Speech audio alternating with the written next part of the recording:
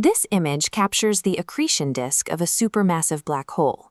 The reality of these objects is established by radiation spiraling inward, but the dark void at the center, that black silhouette, represents a strict theoretical failure of the physics describing it.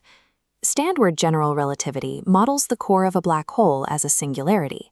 The math describes this as a precise coordinate where gravity compresses matter to infinite density, and all physical information is permanently destroyed. Destroying information breaks unitarity, the requirement in quantum mechanics that probabilities always add up to 1 and wave states can be tracked backward and forward in time. To fix this contradiction, theoretical physics has spent decades inventing exotic, unproven workarounds, like hypothetical firewalls that burn up information at the horizon. General relativity fails at a specific geometric boundary, the 3/2 Gauss-Kadazi interface. At this location, a math is tightly squeezed between a one-dimensional temporal edge and a two-dimensional Möbius surface. Standard physics forces the equations through this interface, generating infinities. Mode identity theory, or MIT, approaches the boundary differently. Under MIT, a black hole does not contain an infinite singularity. It is a black null, a region where information is strictly unsampled by the observer, rather than destroyed by the geometry. A black null forms when the amount of enclosed wave content within a region pushes two distinct mathematical quantities to their absolute boundary values at the exact same time. This diagram illustrates the first quantity, the phase position, theta. Enclosed wave content forces this position to the extreme edge, driving it to 0. The second quantity, the local scale hierarchy, collapses simultaneously, eliminating the separation between Planck and cosmic scales. These two distinct limits arriving at the same coordinate produce the physical double zero of the scaling law. The causal relationship here is strict. The phase position, theta, hitting the domain boundary is the geometric cause. As a direct result, the sampling amplitude, the measure of an observer's ability to read the wave, drops entirely to 0. Standard general relativity interprets the loss of observable data as proof of infinite curvature and physical destruction. MIT interprets it as a literal double zero in the equations, where the variables governing measurement simply switch off. The wave itself remains completely intact. The observer simply loses the ability to measure it because the physical sampling channel has closed. The event horizon defines the specific radius where enclosed two-dimensional surface content closes the observer's sampling channel. Observation amplitude is governed by a precise mathematical rule, the phase operator. The equation states that the observation amplitude, c, equals 2 times the sine squared of pi times theta.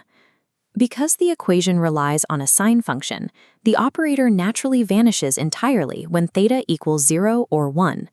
At these specific boundaries, the math yields no output. We observe this mechanism on a physical guitar string.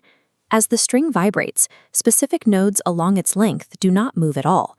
The string exists and the wave passes continuously through it, but the physical displacement at that stationary point is exactly 0. The math maps perfectly to the physics of the string. The position along the string is the phase coordinate theta, and the physical vanishing of the string's displacement is the observation amplitude c dropping to 0.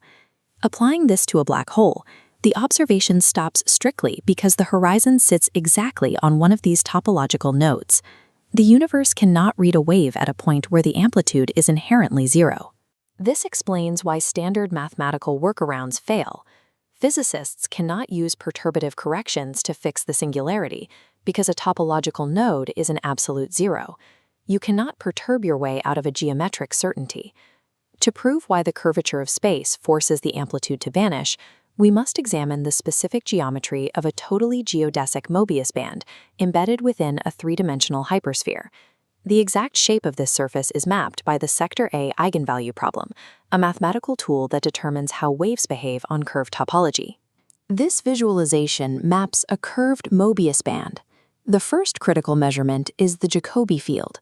This field measures the transverse geometric width of the surface as a point travels along the central meridian. Running along that exact same meridian is the twisted Laplacian eigenfunction.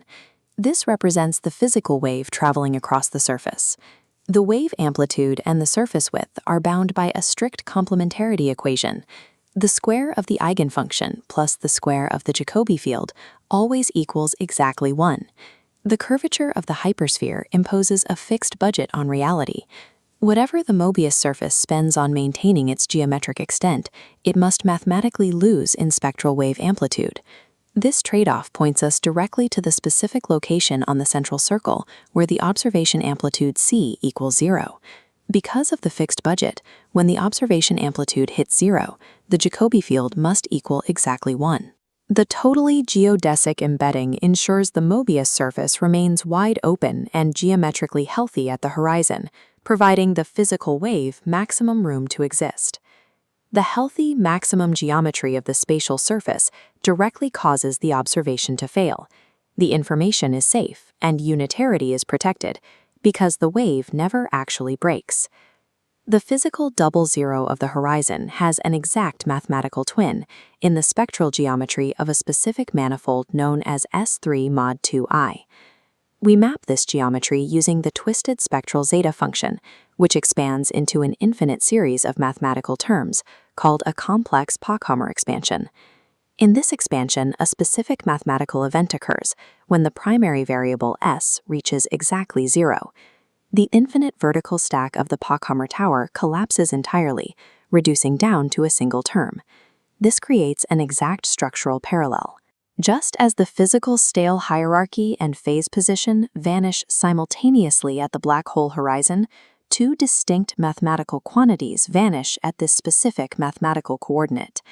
In both mathematics and the physical universe, the absolute zero acts as a filter, stripping away all noise and leaving only the essential structural framework.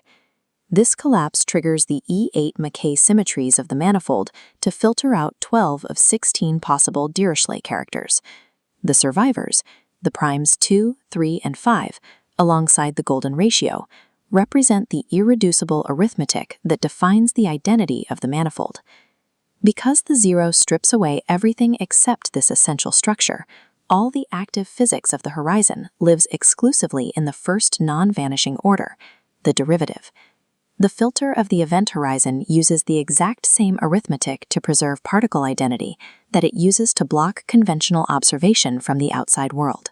The mathematical survivor that escapes the spectral zero is called torsion. Its exact physical equivalent at the black hole horizon is Hawking radiation.